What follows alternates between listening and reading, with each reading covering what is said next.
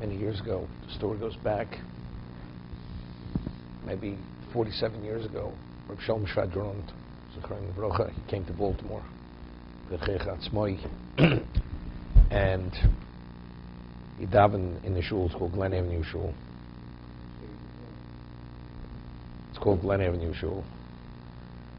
And so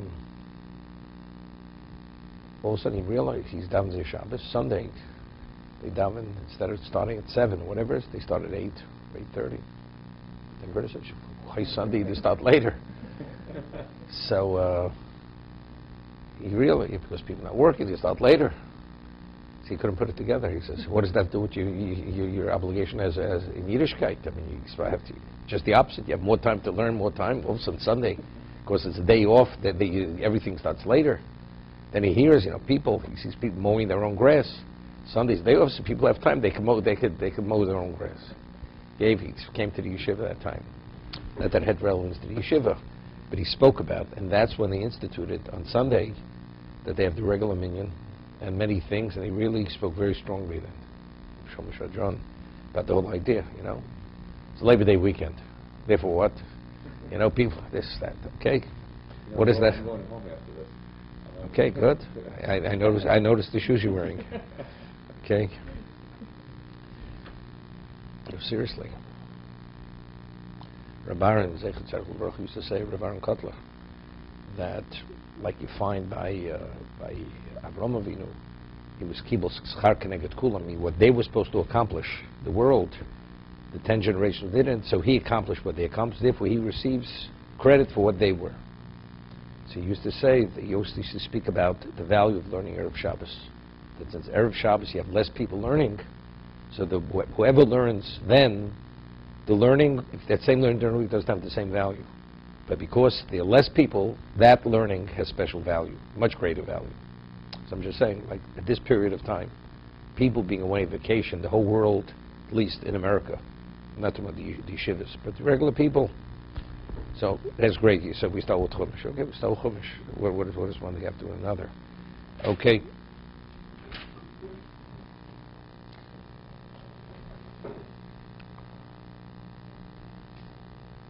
Lift of Pasuk Yud Zayin.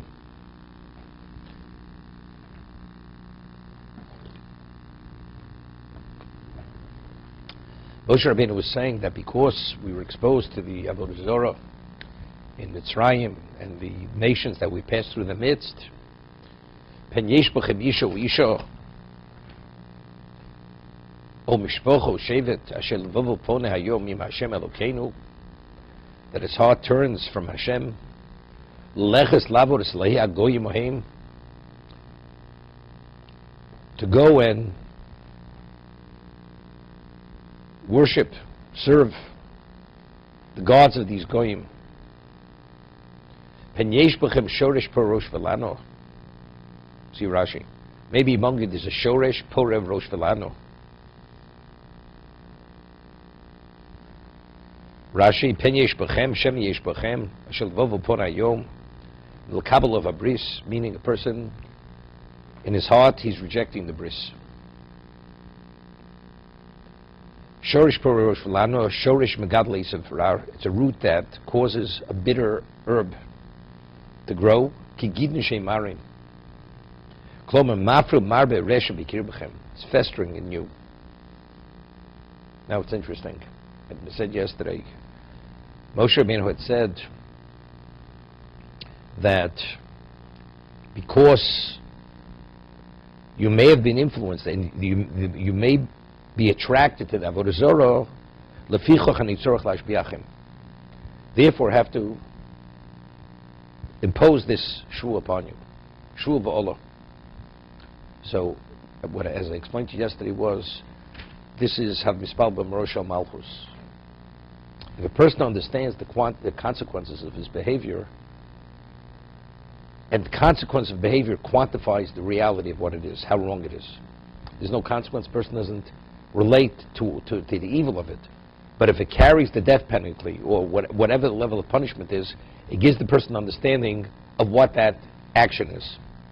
So therefore he's not going to consider it. So because you may have a consideration When I'm mashbi with the shvua, with the bris, and with the olo, understanding the consequence, that will dispel it immediately. Because that gives you an understanding of what it is. What about a person, he feels that shvua has nothing to do, that bris has no relevance to me. The moment you take away that moror, then what happens? Now you're gonna be drawn. Because you're rejecting that quantification of what it is. I'm only bringing the bris and olo, so you should understand what it is. You have your own ideas, and that's the whole idea of b'shri libi eilach. The way I understand it. It's not the way you understand it. It's the way you understand it. Okay, so HaKadosh Baruch Hu says, then you'll hear what it's about. But that's the whole idea. That's the shorish magad le'esav ra, and says mafru mabe resha b'kir b'chem.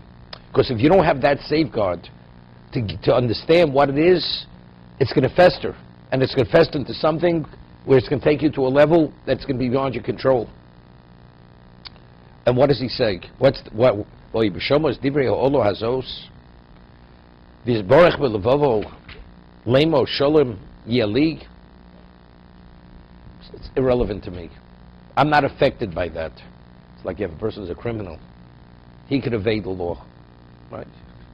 Should be so. B'marosho malchus, to him, he's afraid of nothing. He could outsmart them, evade it. He could commit the perfect crime. So what? Does he have any holdbacks? There's no holdbacks. That means you don't get it. If the only reason why they're committing crime is because you may get caught, so if you believe you won't get caught, so you're going to commit the crime. So you missed the point. Right? The same, show me ali, b'shrius li be'elech. Matzvoso robis atzmeyo. It's bothered. It says, Levav pona yomim Hashem lo leches, which say, lavod. What's the lo leches lavod? What does there have to use the word lo leches? To go and serve. Lavod is Elohei goyim oim. Right? Well, what do you say? What's the lo leches?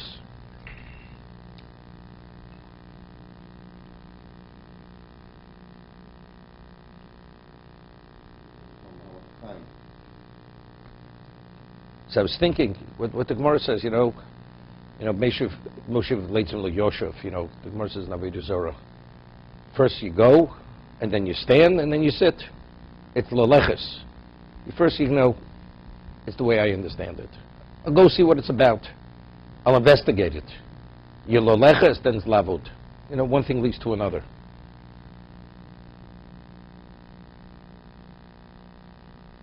Over here, the Shibbono says, "Pen yesh b'chem shorish paravosh v'lano choshiv ladiach rabbi maldeos of hanifsados."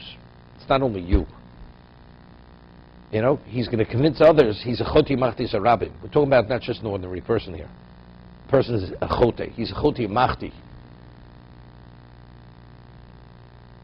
Because just as this bitter herb festers and grows and spreads, this person will say he wants to disseminate what he's about.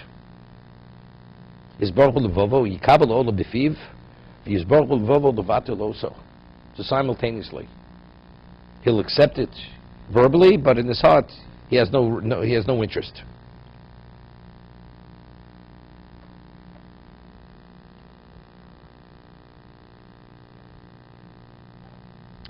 Over here, it's interesting. Yudches, the Ramban learns this Borech Medvovo Leimor. Kshiyishma Acher Miskalim Bodo Se'elech.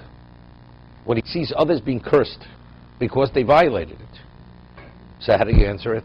If you see nobody being affected, Rosh V'Tovlo, okay, Rosh V'Tovlo. But here he sees it's Rosh V'Ralo. The Ramban. You see, Yaakov, the Ramban. Kshiyishma acherim miskalim bolo se'elech. Yizborch b'machshavto v'yom b'libo shol miyali b'kol eilech kasher eilech b'taibis libi. It's not relevant to me. It says on the pack, years ago it said, may cause cancer. Today I don't know I haven't looked at the pack of cigarettes maybe in about, 40 years, what it says. But it says something much more direct and specific. But people are still smoking. It's them, it's not the one who's smoking. The people miskalim. Eilech b'taibis libi. Show me it's not me, it's them. V'Hashem lo yislach lo avayeshn olov apo os k'shiyechto. Ledora Ledoros. So that is very good with Rabbeinu Yonah, Shari Tshuva. Rabbeinu Yonah says that a person's chotei the first time, the claim against him is not that strong. Why? Because the first time a person sins, he didn't realize that he was vulnerable to be chotei. But if you already know that you failed already once, you have to take every precaution not to fail again. Till then, you're taken by surprise. But after it's no longer a surprise. You understand your vulnerability. So why did you do it again? You should have taken every precaution. So to not take that precaution, the claim the second time is much more serious than the first time. So it's something similar. You see other people being affected. They're being cursed because they're not behaving properly. Well, it's them, it's not me. What is them, it's not you? What, you're putting your head in the sand? That's where the claim is much stronger. Person doesn't know, he doesn't know. But if you see it clearly, how do you behave this way? So therefore, that's Oz Yeshen Apo, Af Hashem, to be continued. No, did the page start with the Chumash?